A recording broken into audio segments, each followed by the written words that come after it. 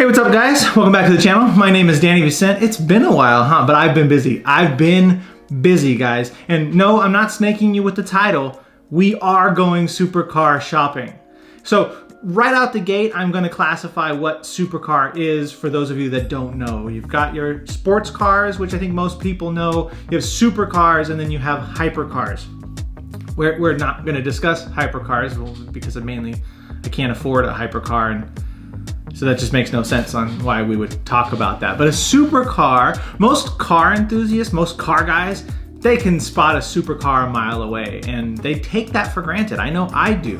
And so I've talked to a few people about buying a supercar, and they've kind of had this dumbfounded look on their face like, what the hell's a supercar? Typically speaking, when you're looking at a supercar, you're looking at performance, design, price, and technology. Now, you don't have to be super in all of those, but usually in a few.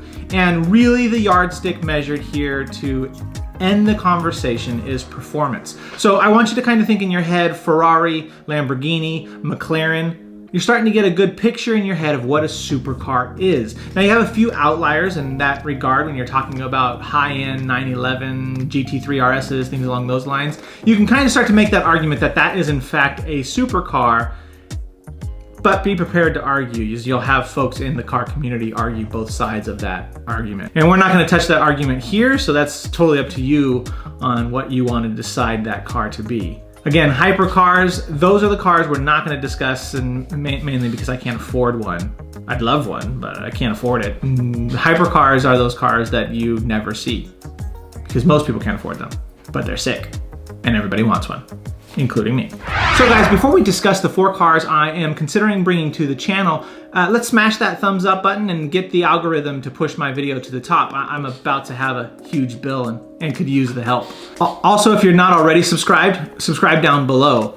The content that's about to come to this channel is way different than what's been here before, but it's gonna be a lot of fun. I think you're really gonna enjoy it. And I'm not gonna stop doing the content I've done. I'm just gonna have a lot more fun content sprinkled in throughout.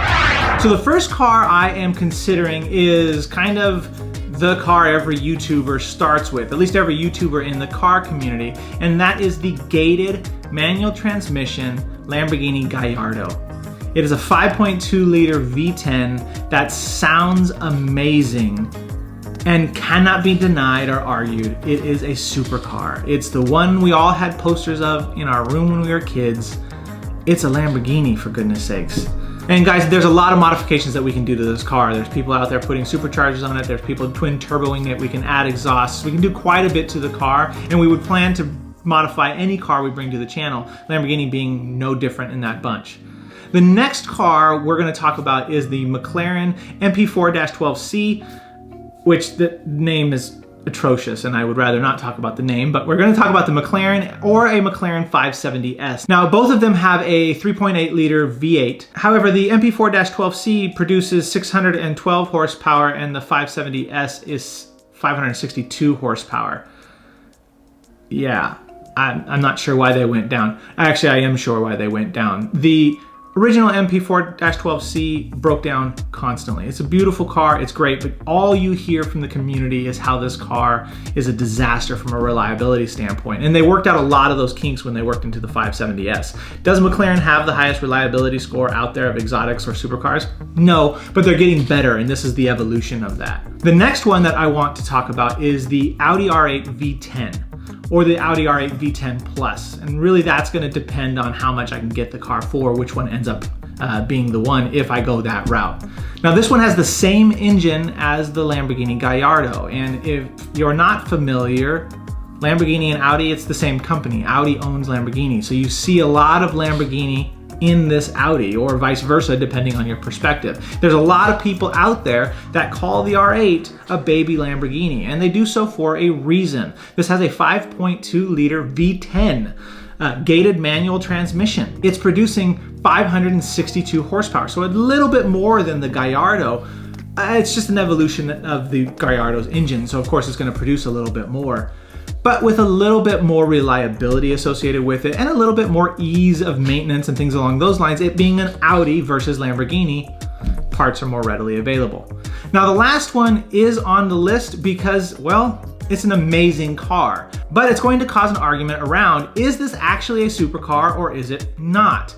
Now, if you ask me, I would debate you that I think this one is, just like I think its current version, the Porsche 911 GT3 RS, is in fact a supercar.